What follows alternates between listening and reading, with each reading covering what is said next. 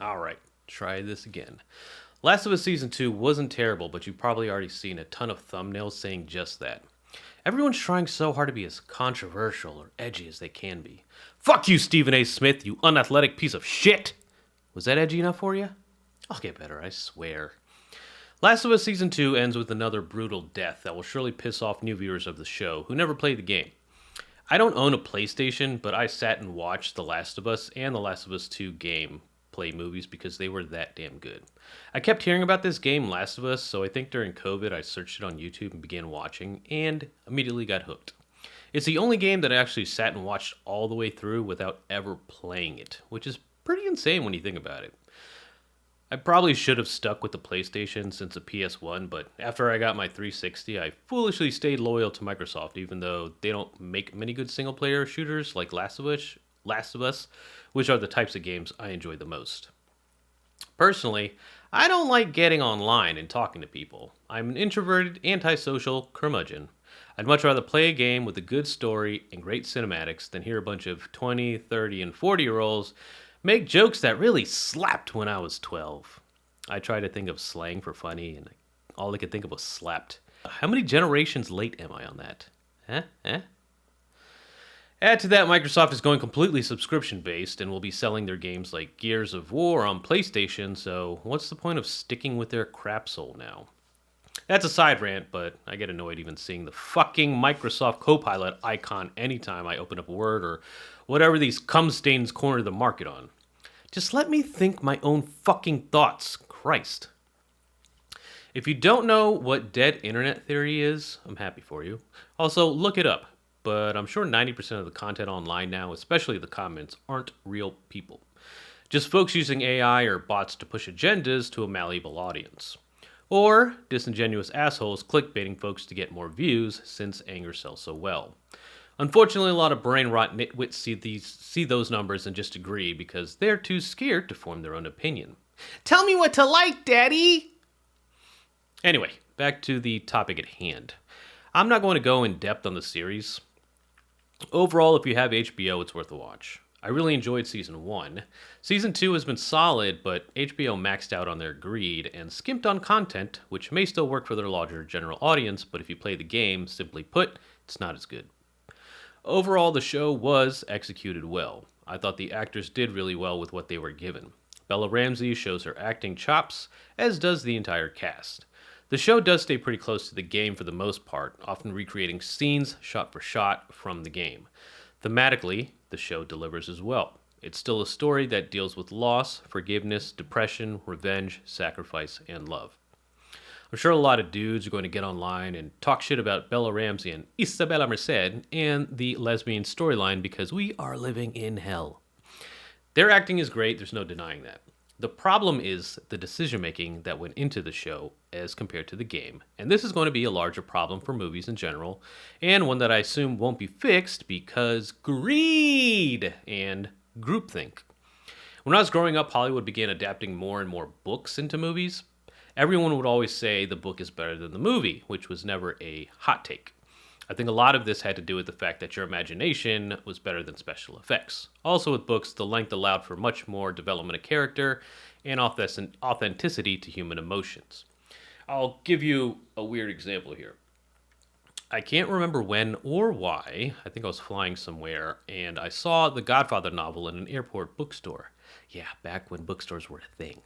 So I bought it to read on the flight. In flight entertainment and streaming on your phone weren't options back then. Mario Puzo quickly became my favorite writer. His prose is beautiful and storytelling is amazing. I finished the book in no time and finally got the urge to see the movie. I probably didn't see the movie for a couple years after reading it, but I was amazed at how much it sucked compared to the book. I was also amazed that this movie won so many goddamn awards. My main issue was the movie made no sense. I only knew what was going on because I read the book. I couldn't wrap my head around how anyone could appreciate all the politicking that was going on because it had to be cut from the movie. When I was 20, my sister suggested we get a dog. Someone at her job had a dog who had just had a litter of Shepherd Lab mixes. I was going through my first breakup, so I think she was trying to cheer me up. She suggested a few names for the pup, one of which I still don't know why she knew the name, was Luca Brasi. I obviously wanted that name because us guys are psychopaths, and for some reason we think psychopaths in books and movies are cool. LOL. I say all that to say, in the Godfather book, Luca Brasi, who was the hired hand of the family, was an absolute psycho killer who no one wanted any problems with. Like, you didn't want to cause issues with the Corleones simply because they might sick Luca on you. My memory may be a little off here, but I still have a vivid image of Lucas standing in front of a coal fired furnace watching a woman and her child burn because that was the job he took. It also may have been a domestic issue. Like, when I say he was a psycho and you wanted no problems with him, you wanted no problems.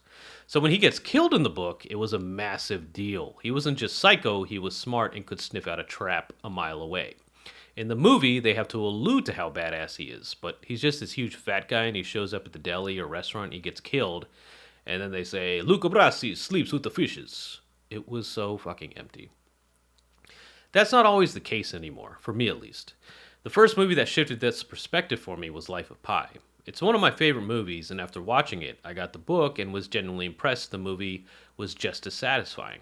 It actually may have been slightly more satisfying because some of the visuals where Pi is just out at sea were so eye catching and dazzling. This is where Last of Us and Hollywood and studios in general are going to run into problems. The top tier video games these days have wonderful writing, storytelling, and voice acting. Greed will be a persistent opponent to this. I'm looking at you, Call of Duty. But the point is, if you're going to adapt a product that has been built with this much care, you better do a damn good job, especially if it has a female lead and deals with LGBTQ themes, because the YouTube grifters and constantly online weirdos who love to rate bomb said products will have a field day. Some spoilers ahead if you're still listening. After the finale, I went back and watched some of the gameplay footage because I didn't remember Jesse dying the way he did. I definitely remember the shock of seeing Joel die, but I guess no one else really left that much of a mark on my memory. I thought they changed that for the game for the show, but nope, that's exactly how Jesse dies in the game. One thing they did change in the show was when Ellie is looking for Abby, she kills their dog at the aquarium. I can understand why you would leave that out. In the game, I do not remember Ellie, however, being so childish and insufferable. I'm not sure why they wrote her to be kind of dumb for the show.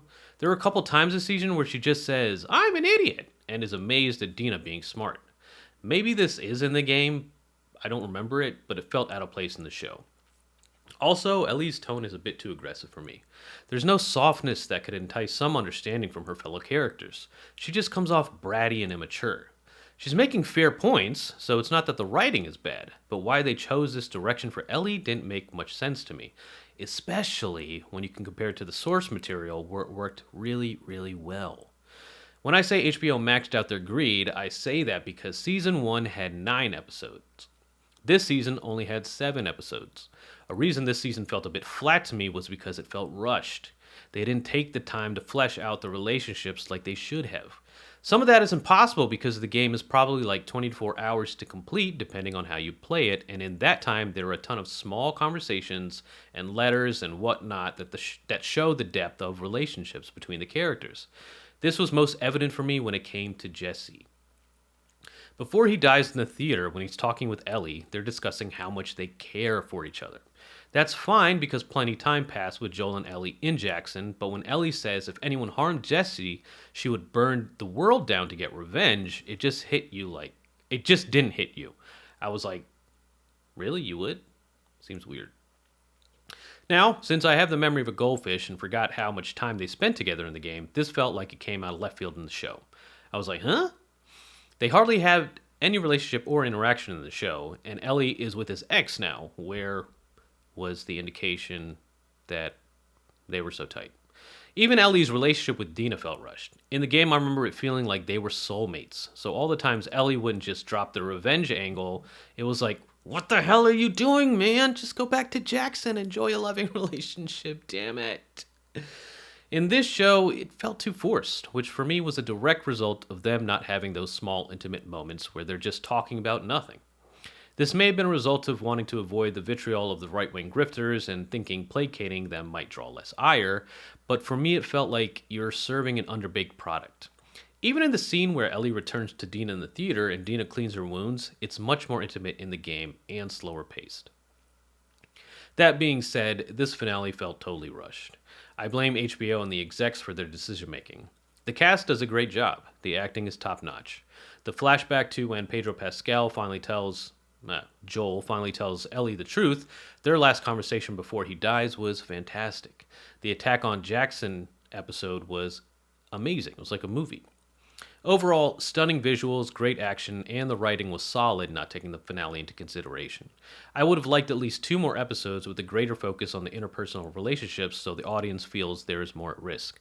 I think they try to do this through Dina's pregnancy, but that felt more about protecting the baby and less about risking losing the people you love the most in pursuit of chasing vengeance. The next season is going to be from the perspective of Abby, I believe. I believe. I absolutely despised Abby in the game. When they made the switch in the game, I was a bit shocked. Like, I do not want to see this asshole's perspective. In the game, Abby is super buff. They gave her the villain build for sure, especially in comparison to Ellie's more feminine, less muscular build. I would have liked to see Caitlin Dever gain some muscle for this role, because Abby was pretty damn scary in the game. But this perspective switch plays to the theme of revenge linked to depression and loss, and asking the question, who's really the bad guy here?